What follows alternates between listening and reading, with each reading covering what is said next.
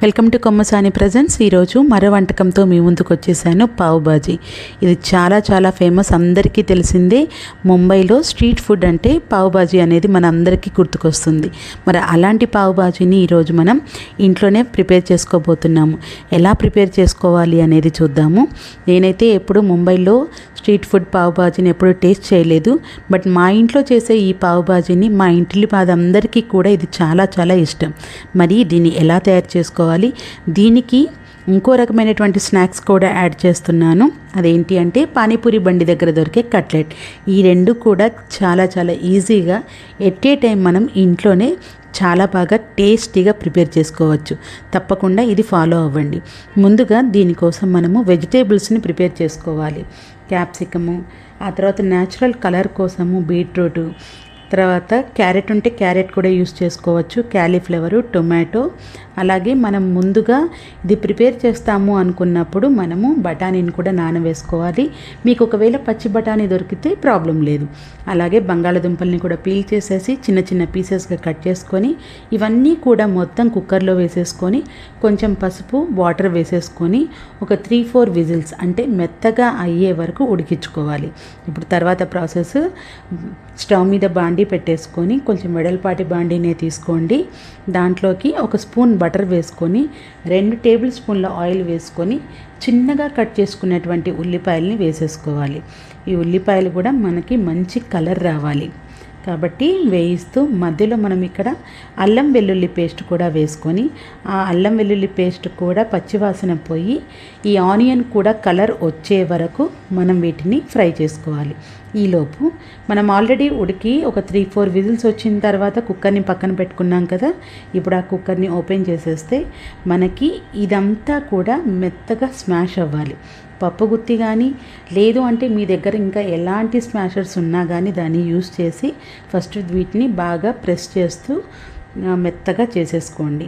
ఈలోపు మనకి ఇక్కడ ఉల్లిపాయ కూడా చాలా చక్కగా ఫ్రై అయిపోయింది. ఇప్పుడు మనం స్మాష్ చేసుకున్న దాన్ని తాలింపులో వేసేసుకుందాం. ఒకవేళ మీకు స్మాష్ అవ్వకపోయినా మనం తాలింపులో వేసుకున్న తర్వాత గరిటెతో మనం తిప్పుతూ ఉంటాం కదా, అలాగే స్మాషర్ తోటి స్మాష్ చేసుకుంటూ ప్రెస్ చేసుకుంటూ ఉండొచ్చు. ఒకసారి ఉల్లిపాయ రంగు మారింది అనుకున్న తర్వాత మీకి కర్రీ అనేది ఏ స్టేజ్లో ఉన్నా కానీ ముందు బాండీలో వేసేసుకోండి, తర్వాత స్మాష్ చేసుకోండి. ఇప్పుడు కొన్ని ఇక్కడ కాశ్మీరీ చిల్లీ పౌడర్ కలర్ కోసం మామూలు చిల్లీ పౌడర్ ఒక స్పూన్ వేసుకోండి. పావు బాజీ మసాలా అనేది బయట దొరుకుతుంది.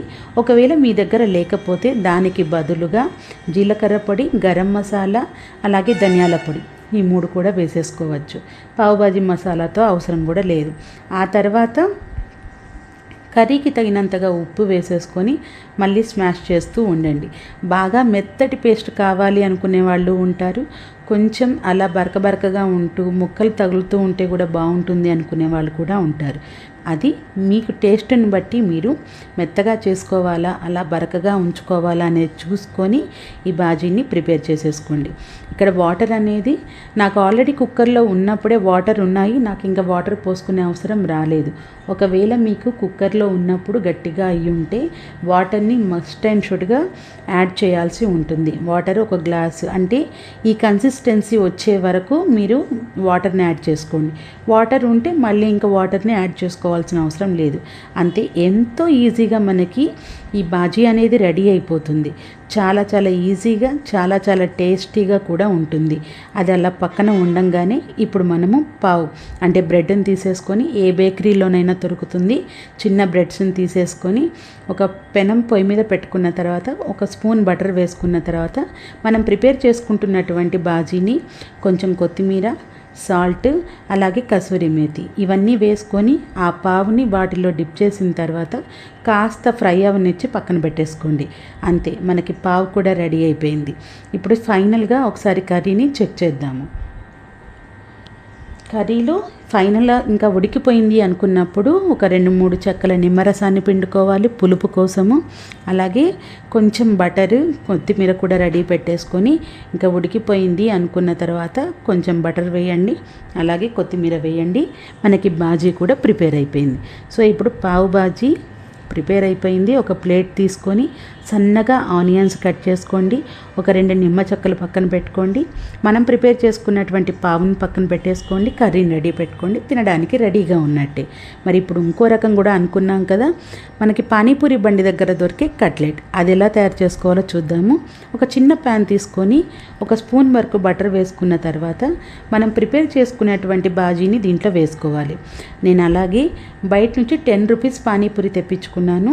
దాంట్లో పానీ అండ్ పూరి కూడా ఉంది. ఫస్ట్ దీంట్లో 3-4 స్పూన్స్లో పానీని యాడ్ చేస్తే మనకి ఆ పులుపుదనము అనేది వాటర్లో ఉండేది దీనికి కర్రీలోకి యాడ్ అవుతుంది. అది చక్కగా 1-2 నిమిషాలు మగ్గనిస్తే చాలు. మనం ఏ బౌల్లో అయితే సర్వింగ్ చేయదలుచుకున్నామో దాంట్లోకి తీసుకొని బూందీ ఉంటే బూందీ, సేవ్ ఉంటే సేవ్, నా దగ్గర కార్న్ మసాలా ఉంది, అది యాడ్ చేసుకుంటున్నాను. అలాగే పూరీని కూడా బాగా ప్రెస్ చేసి దాంట్లో తుంపులు వేసేసుకున్న తర్వాత కొన్ని చిన్నగా ఉల్లిపాయ ముక్కలు, 1 చెక్క నిమ్మరసం ఇవన్నీ వేసేసుకొని ఫైనల్గా కొత్తిమీర యాడ్ చేసేసుకొని సర్వ్ చేసుకుంటే మనకి పానీపూరి బండి దగ్గర దొరికి కట్లెట్ కూడా రెడీ అయిపోయినట్టే. సో ఎట్ ఏ టైం మనకి 2 స్ట్రీట్ ఫుడ్స్ అనేవి మనం ఈజీగా ప్రిపేర్ చేసుకున్నాము. చిన్నల నుంచి పెద్దల వరకు అందరూ కూడా దీన్ని చాలా చాలా ఇష్టపడతారు. చాలా ఈజీగా చేసుకోవచ్చు అండ్ ఎక్కడా కూడా మనకి టైం కూడా పెద్దగా తీసుకోదు.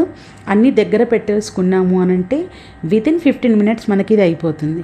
సో తప్పకుండా ట్రై చేయండి. మీరు ట్రై చేసిన తర్వాత మీకు ఎలా కుదిరిందో చూడండి. అలాగే మీ ఇంట్లో వాళ్ళ కమెంట్స్ కూడా నాకు పోస్ట్ చేయండి. తప్పకుండా ట్రై చేస్తారు కదా. Thank you for watching.